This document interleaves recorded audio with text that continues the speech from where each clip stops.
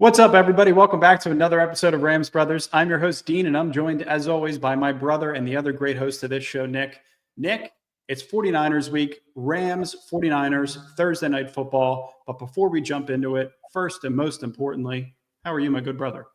Pretty great. I don't love the idea of playing on a short week after just putting up the second best Rams performance I ever saw in my life. But overall, I'm good. You know, 2 Thursday night games in 1 year. I hate that. Yeah, second best offensive performance in the Sean McVay era. On Thursday night, you get a short week. You have to travel to San Francisco and in a week where the 49ers actually look like they're kind of coming back together. They played a really great game against the Chicago Bears, who have a good defense. Obviously, they struggle mightily from an offensive perspective, but it looks like the 49ers are starting to put some pieces together. And Rams 49ers is always a little bit of a scary matchup in the regular season for the Rams historically. But we know what happened in the last matchup against the Rams and the 49ers. And if you forget, let me jog your memory real quick.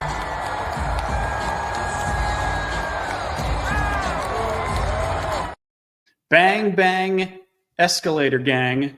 That's what we're trying to replicate again on Thursday night. And, you know, this division, I think, is really close right now. And the Seahawks obviously have the lead. They're 8-5. Rams are in second place at 7-6.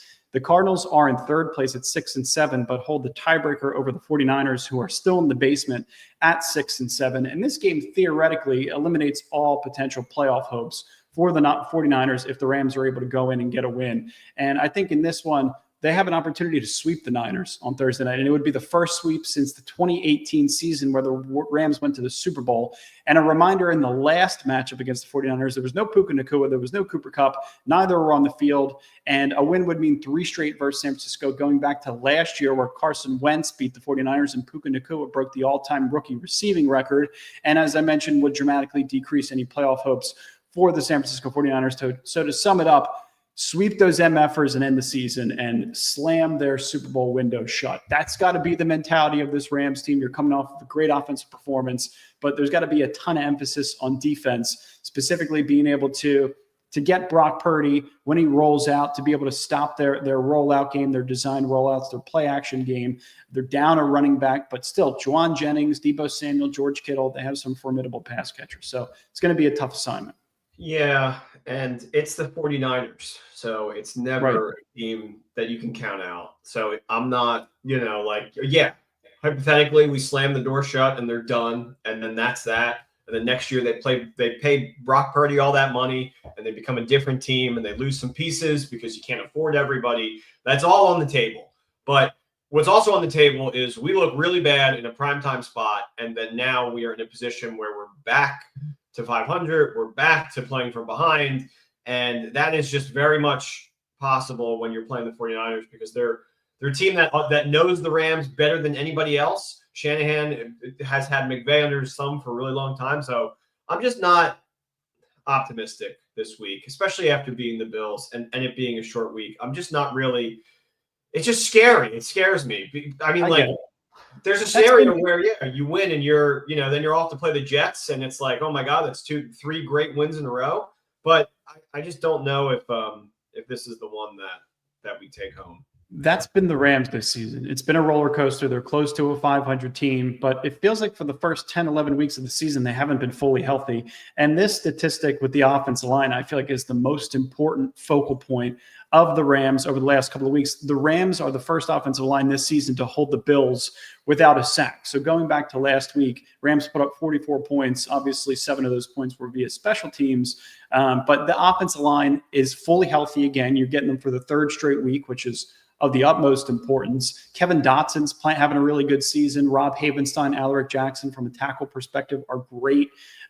You're getting Steve Avila back at full health, which is everything you could want from a left guard perspective. Jonah Jackson's going to sit happily on the bench, which we're totally fine with. But you're going to need all of that to kind of come together in this game. You're going to have to play a perfect offensive game again. I think it's going to probably be a little bit of a shootout. You're going to have to have your design rollouts. Your play action game is going to have to be on point, and you're going to have to run the ball consistently. So here's what we're looking at from a spread perspective. Rams are +3, and we know, Nick, you're really close with the betting wizards of the world. 3 points are always awarded to the home team. So I would consider this one a little bit of a pick 'em. But if you want the Rams on the money line, It's plus 124. The over-under is pretty high. It's at 49.5. 64% of the money has been placed on the Rams, and 36% of the money has been placed on the 49ers. We know Nick does not like when the public is backing a specific side. And as of right now, they are backing the Los Angeles Rams because of a recency bias. Right. How can you blame them after you watch them just not destroy, but play a really great game offensively against the Bills? Everybody, that was the focal point of last week. People are saying it's the best game of the NFL season this year. So everybody has recency bias on the Rams. You're 100% right, which also just makes me feel less stoked going into this game. I would have thought that the money would have been on San Francisco just because of the history of these two teams and how Shanahan has kind of owned McVay.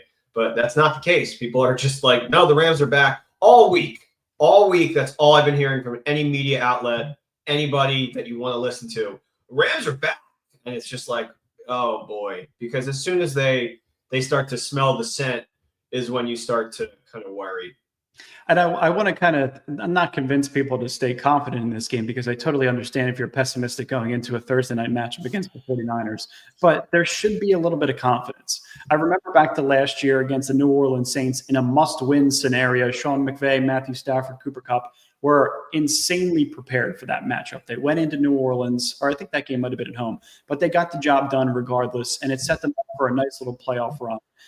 And a win streak heading into the final couple weeks of the season. And Sean McVay is 7-2 on Thursday night. Goes back to his third win, or it was actually his second win of his career. The Rams improved to 2-1 in 2017. They beat the 49ers in the color rush game. It was Brian Hoyer. Aaron Donald ended the game with a sack. There's some really memorable Thursday night games. I mentioned the Saints. I believe one of those Vikings games was on this year. The Vikings were on Thursday night, and I think one of the historic games against the Vikings were on Thursday night with Jared Goff. Yeah, the game where after Goff was traded, you saw on Twitter all the Lions fans posting like, "If we get this Jared Goff," and it was just all clips from that singular Vikings Thursday night game. It's like, if we get this guy, I think we'll be pretty good, and they did. They did get that guy. Yeah, they've been getting him. Not to mention the 4 first-round picks on the offensive line. Sonic and Knuckles, one of the best slot pass catchers in the game, one of the best field stretchers, and a really good defense. But I digress. Let's go to the injury report, because I think this one's really important this week. We haven't focused on this in recent weeks, but I think there's a couple of names on this list that Rams fans should keep an eye on as today progresses specifically. Kobe Durant had a punctured lung or bruised lung. It says chest injury, but he hasn't practiced Monday or Tuesday. He's been far and away our best defensive back. Like, you look at Darius Williams struggling, Ahkello Witherspoon hasn't gotten a lot of snaps. Obviously, the Rams added Emmanuel Forbes. You might get him a little bit in some capacity in this game.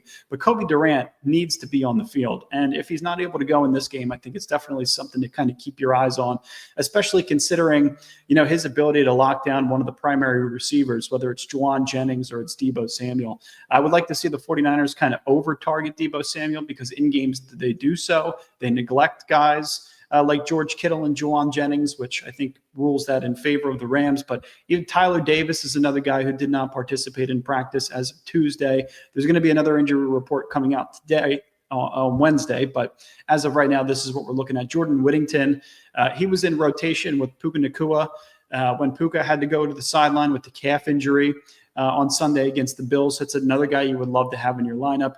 Davis Allen did not practice, and Demarcus Robinson has a shoulder injury, which we saw on that deep pass, which was the offsetting penalties on Sunday's matchup against the Bills, which was a total BS call. But now he's dealing with a lingering shoulder injury. Bo Limmer was limited. You absolutely need him to go. And then Tyler Higbee was one I wanted to focus on, because you might get Tyler Higbee in some capacity in this game as well. So if Davis Allen can't go, expect Tyler Higbee to suit up for Thursday night. Although Sean McVay said as of right now, we will see. So TBD. What's the official report on Brock Purdy? Because I know he was like kind of knocked at the end of that Bears game last week that made him a little banged up. I mean, he's been dealing with a lingering shoulder injury. I don't think he's on the injury report in any capacity. I don't see him. I see Nick Bosa. I see Trent Williams. If those two guys can't go, obviously a massive loss for the 49ers. If Nick Bosa can't play in this game, you expect your offensive tackles to have another incredible game. Dre Greenlaw was limited. Yetur Gross-Matos, Malik Mustafa, another guy that was limited due to a chest and shoulder injury. So they are banged up. D. Winters was another guy that was limited. Hofanga was a full participant. I think he's playing with a club right now. So, I mean, he's going to go. He's been really tough. And another guy, obviously, you got to keep your eyes on is Fred Warner, who's been dealing with the fractured ankle all season long. So if he's a little bit slowed down, the defense is going to be a little bit slowed down because everything kind of funnels through him, which means Matthew Stafford should be able to theoretically attack the middle of the field and, be able to kind of stretch the field with the play action game. So we'll see how that all works. But just wanted to kind of keep your guys' radar up with the injury report. So right now, what we're looking at with Matthew Stafford in December, I know we had a comment in recent weeks that said December stats historically don't matter, but these are some pretty staggering stats in terms of Matthew Stafford's numbers since he joined the Rams in 2021. He's 10-1. The Rams have put up 30.3 points per game. Total yards per game, he's at 394.9, and then passing yards per game, he's at 260.9. So the Rams' offense is prolific in December with Matthew Stafford under center and starts since week 11. This is just this season. He's third in passing touchdowns, fourth in yards per attempt, second in passer rating, first in EPA per dropback, third on EPA on all dropbacks, and second in explosive pass plays. And on the right-hand side of your screen, you'll see the last 4 games. He has over 1,000 passing yards. He has 10 passing touchdowns. And what that graphic lacks is his interception total, which is 0. I mean, all of that being said, I think that's just a perfect example of why this team has been so frustrating. Because why does it have to, why does it take to December to figure your shit out in this team? Even their Super Bowl year, when they won the Super Bowl, they didn't win a single game in November. There are teams in the league that can be consistent and can be good. And I know it's very rare to do that, but it's just like, especially this season, when you have opponents that you absolutely can beat and you drop those early games. I'm looking at the Bears game and the Dolphins game. That, we shouldn't even be at a point right now where this game truly matters against a 6-7 San Francisco team. We should be atop of the division and just kind of cruising right now, but that's just not the case. And it's why a game like this, it feels like going forward, almost every game is a must win. Maybe you can drop this one. This is the one where you could maybe drop, especially because Seattle's schedule going forward is very, very difficult. They have Packers and then immediately Vikings, and then they play us again and San Francisco again. But it's just not – it's this game I wish we didn't have this game on a Thursday night at this point in the schedule because I couldn't feel worse about it going forward, despite all the stats that you want to say about Stafford. Because it's just it would definitely be nice to have this game at home at the very least, right? Because then you stay home, you don't have to travel to San Francisco on a short week. Yeah, but these games are always difficult.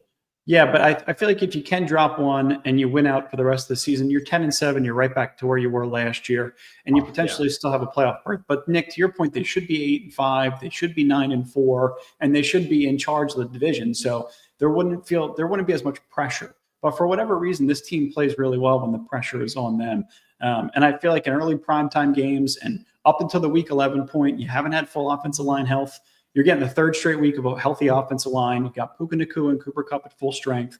So those are the difference makers. That's what makes the offense go. And it goes back to what we've been talking about all season, where this is what they sold us in the offseason. They sold us one of the best offensive lines. They sold us 1,000 pounds of beef on the interior. They sold us 2 of the best pass catchers in football. And to not have that at full speed throughout the entirety of the season is why this team has been such a roller coaster. But now I feel like there's tons of confidence in this organization to be able to get this job done, especially on a short week on Thursday night, because Sean McVay, Cooper Kupp, and Puka Nacua and Matthew Stafford can prepare themselves on a short week. And you're kind of just going off of what made you successful in the past week from an offensive perspective. If anything, there's emphasis on the defense. Here's a quote from Matthew Stafford. He was talking about play action. He said, I think anytime you call play action, you're trying to marry it up with the run game and then try and get guys to the second and the third levels of the defense. Stafford said, I think our coaches do a great job of marrying looks and trying to make things look the same. Obviously, it all starts with the run game. And to segue off of that, here's what the Rams have looked like when they run the ball more than 40 times in a game. Shout out Blaine Grisack. Blaine, we love you, man. This is a great statistic. We love all the All-22 posts that you've been following up on. The Rams have ran the ball 42 times against the Bills on Sunday. It's the third time in the McVay era that the Rams have eclipsed 40 rushing yards. 2024 versus the Bills, they ran it 42 times. Guess what? They put up 44 points in a win. 2018 versus the Niners, they ran it 42 times. They put up 48 points and got the win. And 2017 versus the Seahawks, they ran it 43 times and they got the win 42-7 back in 2017. So, you got a little bit more confidence. Obviously, you don't have Todd Gurley in the backfield, but you got Kyron Williams, you got Blake Corum. It feels like this run game, the play action game, the guy under center, the head coach, everything is finally in place. So I would expect the Rams to be able to take care of business. You're right. Everything's in place. You got your healthy guys. You should be in a position right now where you win this game. It's just a divisional game against a team that has owned you for so long. Yep. It's difficult to just sit here and think that they're gonna just from what we've seen all season. I mean, we reached the point where up until if you start looking at this team before the second half of that Saints game, when it's 0-6 and they can't do anything on offense. I mean, after that point, coming out of halftime in New Orleans, from here on out, they've been phenomenal. But before then, they were reaching a point where they were borderline unwatchable, from week in and week out, and just insanely frustrating. Can't get anything to work. Doesn't make sense. It was the Eagles game before that. I just don't. The consistency is just driving me crazy as a fan, and I don't know which version of the Rams we're going to get right now. Everything that you're laying out leads me to believe that it's going to be positive, but I still can't sit here and just think that. I felt more confident going into the Buffalo game. Yeah, I know, I get it. But I guess as the optimist of this podcast, which that'll be on my gravestone as the internal optimist of the Los Angeles Rams. But last 6 quarters, Nick, to your point, going back to the Saints game, 65 total points. So they're averaging more than 10 points per quarter over the last 6 quarters. So the second half of the Saints game and 44 points in the Buffalo game. It's 65 total points in just 6 quarters alone. So they got some really positive momentum. And you know what? Cooper Kupp was talking about all week. He's been in multiple interviews where he's talked about how excited he is to go up against the 49ers because he's been banged up for multiple games in his career when Matthew Stafford has been with the Rams against the 49ers, with the exception of the NFC Championship game and a few regular season games. In 4 games against the 49ers with Matthew Stafford at quarterback, Cooper Kupp is averaging an absurd 12.8 targets, 10 catches, 117.3 scrimmage yards, a half a touchdown. He's got 2 total in 4 games, and 24.7 points per reception and points per game for fantasy lovers in the world. So Cooper Kupp is ready for a revenge game against the 49ers. So that to me was the takeaway from watching the Buffalo game, was even when Puka Nacua goes off, Cooper Kupp could be a decoy in some situations. He could be a primary blocker in the run game. But if you're not accounting for him, he's going to kill you. He just is. He'll kill you in double coverage. He'll kill you in the red zone. And, he's going to come away with some big plays regardless. I think he had his longest average distance of a target against Buffalo in the whole season. So they're starting to use him to stretch the field as well. So it makes me a little bit optimistic in terms of how are you going to slow down this pass game when they've showed in the last 6 quarters that they're unstoppable. Do you feel like Cooper has become 2? Yeah. Yeah. Yeah. He's going to be 32 years old. Yeah. He's dealt with so many. He's tore up his entire knee back in 2018. He's had multiple high ankle sprains. He had bursitis in his knee at one point, which is the same thing that Puka was dealing with earlier this season. So yeah, I mean, he's banged up, but also as a route runner, Cooper Kupp is far and away better than Puka Nacua. Puka's better at operating in space. He's a little bit thicker. He's a little bit more of a tight end, a hybrid tight end receiver. He's not as great of a route runner as Cooper Kupp is. Cooper Kupp is the most precise route runner in football. Is Puka Nacua what they imagined the best case scenario was for Ben Skoranek? I guess. I don't know what the hell. What is Ben Skoranek doing right now? The answer? Special teams on the Steelers, maybe? Something like that? I may be thinking of Van Jefferson. Yeah, the answer is who cares? But yeah, I feel like from a defensive perspective, you're going to need all hands on deck in this game. I really hope Kobe Durant can go. Linebacker's going to have to run sideline to sideline. You got to be able to rush the passer. There were no sacks in that Bills game on either side of the ball, whether it was the Rams or the Bills. Jared Verse, increase your defensive rookie of the year odds and increase the likelihood of you winning that award. You got to be able to get home on Brock Purdy a couple of times in prime time against a divisional opponent. And same with Braden Fisk and Kobe Turner, who's had the 7th highest double team rate amongst all defensive tackles in the league. These guys have to be able to get home. And without Trent Williams up front, I know the Rams have lost games in the past without Trent Williams in the lineup, but this offensive line is not what it used to be for the 49ers. So there's a chance you could really kind of dominate up front. I think I imagine the way that this game, I think if it's a low scoring game, we can come out on top. If it's another high flying adventure where we're, having to throw the ball, asking Stafford to throw it 50 times, then I get really worried because I just don't know. Their secondary is quite good. Their whole defense is just really good. I worry in a shootout against this team, but I think if you can keep it close and you can control possession and run the ball a lot, and it's like a 17-10 final score, then yeah, I feel pretty good about our chances. And I don't think the Rams are going to pass the ball that much because the 49ers are 3rd right now in the NFL against the pass. So they're great at defending the pass. They have some talent in the secondary, which they haven't really had over the past couple of years, but their scheme defensively against the pass has been pretty solid. But in terms of defending the run, they're 12th. So they're closer to Buffalo in terms of their defense. So it's a little bit similar, but 42 rushing attempts to 30 pass attempts is what we want to kind of bottle up. It's what we saw in the Buffalo game. And Stafford, I think, was 23 of 30, posted his highest QBR in his career with the Rams against the Bills. So just an absolute dominant performance. But a lot of it was because everything is married together, everything looks the same, and it's nearly impossible to defend post-snap. What was I going to say? Have you ever seen the clip of Charles Barkley where he's like, I got 3 words for you. See you on Thursday night tonight. And that's not 3 words. I wanted to be like, I got 2 words for you. Jet sweep and screens. Yeah. No, you're right. I got 3 words for you. Jet sweep, screens, and use the running backs as pass catchers. Yeah. Wasn't Ernie that wasn't 3 words? Yeah. And then he does it again. And the second time it's still more than 3 words. Oh man, that is terrible. That is absolutely terrible. What's going on with Debo? Why does it feel like Debo is the most dramatic person in the league? This is such a wide receiver thing. It's Debo, it's AJ Brown, it's just reminiscent of all the Debo wide receivers in the league.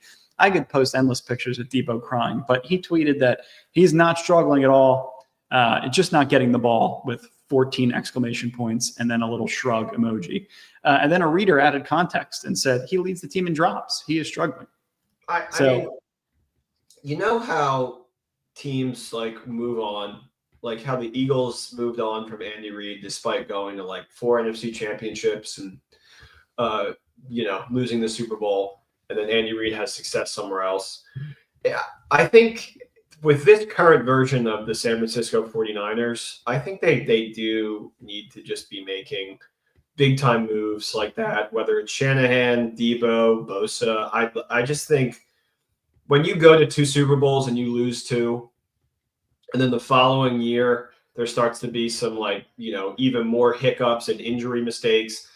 Make no mistake about it, 49ers are a really good football team, but they're just having a year from hell, and I think they just need to shake things up. And I feel like Debo would benefit greatly from just a change of scenery because he's a really, really good player. And it hasn't just been injuries. So frustrating in that whole organization. Yeah, it hasn't just been injuries either. It's been in these guys' personal lives, which is really unfortunate. Some family stuff, which is really sad. Yeah. So that those kind of things happen. And you got some drama on the sidelines. You got Debo pushing the kicker and pushing the punter and doing all that kind of stuff. Yeah, it feels like a change of scenery would probably happen, but that's the margin of error in this league. The Rams could be in that same situation where they had lost one more game. They're 6-7. The bottom of the division, you're talking about, resetting everything. The other side of the world is it's a competitive division. You have a chance to still win it, which is what they're trying to do. They're trying to keep things together and push for a potential playoff. If they win this game, here's my betting advice. If you think the Niners are going to win this game, take them to win the division, because I think their division odds right now are like plus 700. And if they win this game after being red hot against the Bears, then the entire conversation shifts to them being like, oh my God, they're back. Because they're one, sure, they're in the basement right now because they don't have the tiebreaker over Arizona, but Arizona looks terrible. They play them again. Like, there's a real chance that they can win this division still. I know nobody wants to hear that on the Rams podcast, but I'm not hearing and counting out. No, it's the reality for sure. I don't disagree with you whatsoever. This team should never be counted out, especially under this regime with this great of a head coach. So, yeah, I'm interested to see what happens. I just have confidence. And the Rams have finally put together what feels like what they should have put together within the first, 11 weeks of the season. So I just think they come out and they control the clock and handle business. But we'll see. We'll see. So you talked about betting advice. Are we ready for Nick's picks? I think we are. Are you ready? I'm ready. Let's do it. Okay. One more? I feel like we'll do two. Okay. All right. What do we got? So 2 weeks in a row now, we went 4-1. So we're kind of, we're getting our groove back. We're figuring it out as the season goes on. Maybe we're the Rams. Maybe we're the Rams. Nick's picks over here.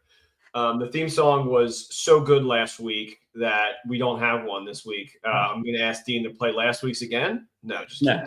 No. But it was really good. All right. So let's get started. So the most Knicks picks game that you could possibly have, Jets at the Jags. So it's a 3-10 team versus another 3-10 team. And like I said, this game is just Knicks picks material. Two horrible teams with really bad coaches. Just going Mac Jones against a really old Netflix Aaron Rodgers.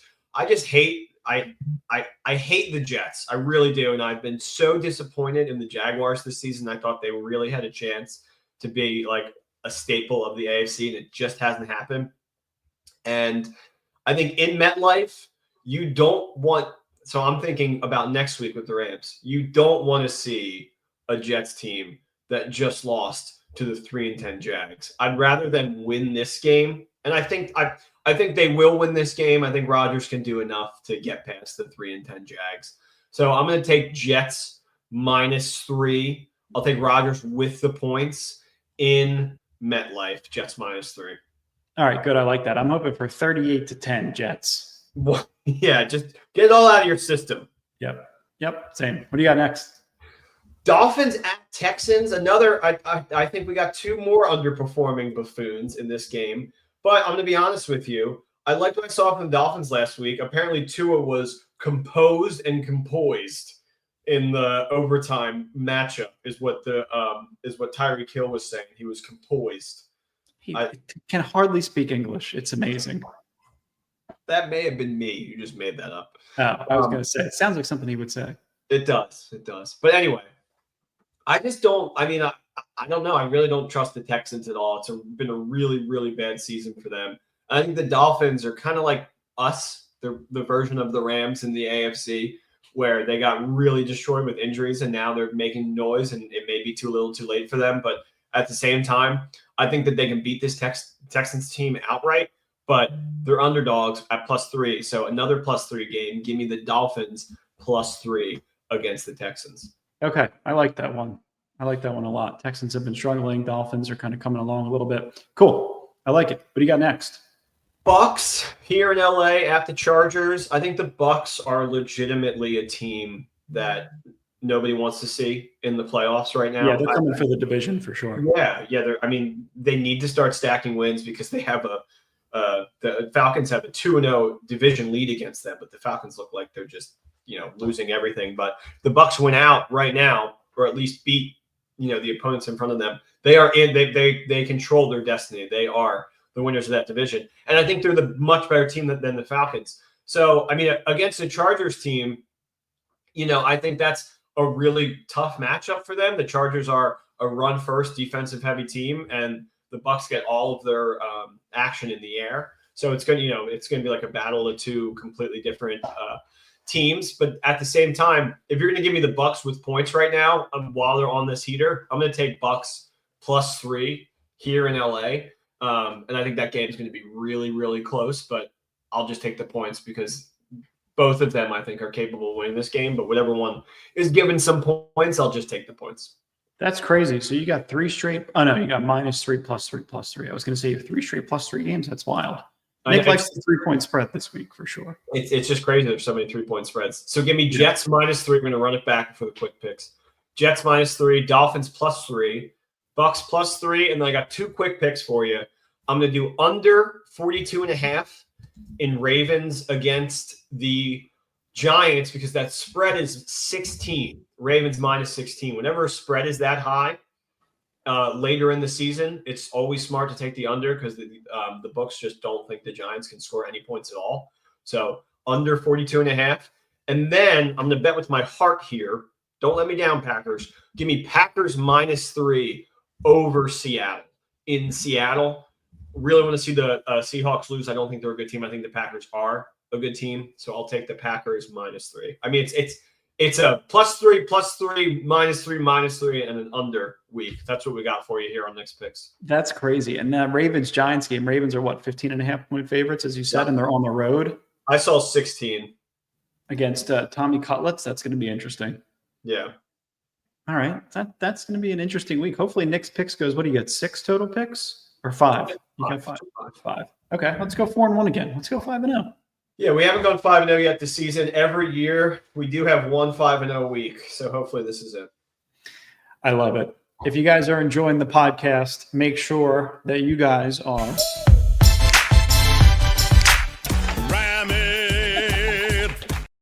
liking and subscribing. We love you guys. Huge game tomorrow. Make sure to tune into the podcast, get prepared, get mentally prepared for the Niners. And as always, we'll talk to you soon. And go Rams. Go Rams. Appreciate you guys for listening. Horns up. Peace.